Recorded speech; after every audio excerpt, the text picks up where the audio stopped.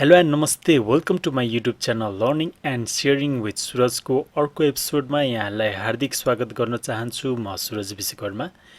हामीले हाम्रो आइफोनको screen record गर्नको लागि कुनै पनि एप्लिकेसन इन्स्टल गरिराख्नुपर्ने आवश्यकता छैन, किनकि आइफोनको सेटिङ भित्रै त्यो स्क्रिन रेकर्डर हिडन भएर बसेको हुन्छ। जस्ट हामीले त्यसलाई इनेबल गर्यौं भने हामीले सजिलैसँग आफ्नो आइफोनको स्क्रिन रेकर्ड गर्न सक्दछौँ। आउनुहोस् हामी सिकौँ त्यो स्क्रिन रेकर्डरलाई कसरी इनेबल गर्ने।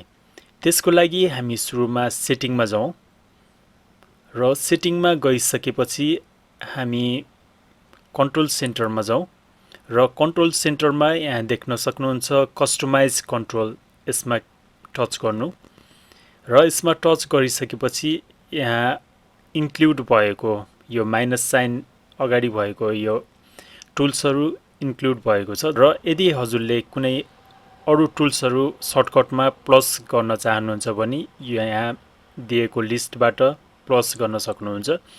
र अहिले हामीले screen recording shortcut tools plus गर्दैछौँ। जस्ट यहाँ प्लसमा क्लिक गर्नु र यसरी प्लसमा टच गरेपछि हाम्रो स्क्रिन रेकर्डिङ इनेबल भइसकेको छ र यसलाई जस्ट माथि स्विप गर्नु। यहाँ देख्न सक्नुहुन्छ यो सेतो डटमा सेतो सर्कल रहेको स्क्रिन रेकर्डर इनेबल भइसकेको छ। स्क्रिन रेकर्डर इनेबल भइसकेपछि हामीले हाम्रो आइफोनको स्क्रिन रेकर्ड गर्नको लागि जस्ट यो स्क्रिन रेकर्डर सर्टकट टुल्समा प्रेस गर्नु र यसरी प्रेस गरिसकेपछि यहाँ देख्न सक्नुहुन्छ स्टार्ट रेकर्डिङ भन्ने अप्सन आएको छ। यसमा टच गर्नु। यसमा टच गरिसकेपछि हाम्रो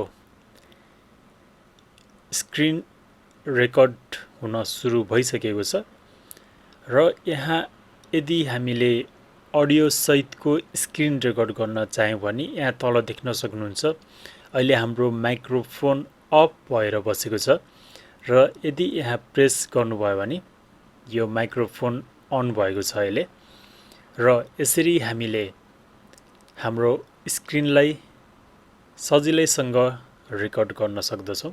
र यदि हजुरको स्क्रिन रेकर्डिङको काम सिद्धेको छ भने माथिको रेड लाइनमा टच गर्नु। यसरी टच गरेपछि यहाँ स्टप स्क्रिन रेकर्डिङ भन्ने अप्सन आउँछ, यसलाई स्टप गर्नु। हाम्रो स्क्रिन रेकर्डिङ यसरी यो ग्यालेरीमा सेभ भएको छ र यदि यसलाई एडिट गर्न चाहनुभयो भने हामीले यहीँबाट एडिट गर्न सक्दछौँ। जस्तो यो यहाँसम्म ट्रिम गरौँ र पछाडिको भाग कहाँसम्म राख्नुहुन्छ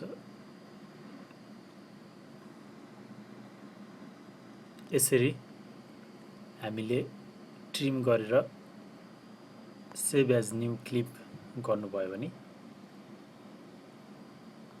यो हाम्रो स्क्रिन रेकर्डिङ यसरी नयाँ क्लिपमा। र यदि रेकर्डिङको काम पुरा भइसक्यो यसरी हामीले सजिलैसँग आइफोनमा कुनै पनि एप्लिकेसन इन्स्टल नगरिकन आइफोनको स्क्रिन रेकर्ड गर्न सक्दछौँ।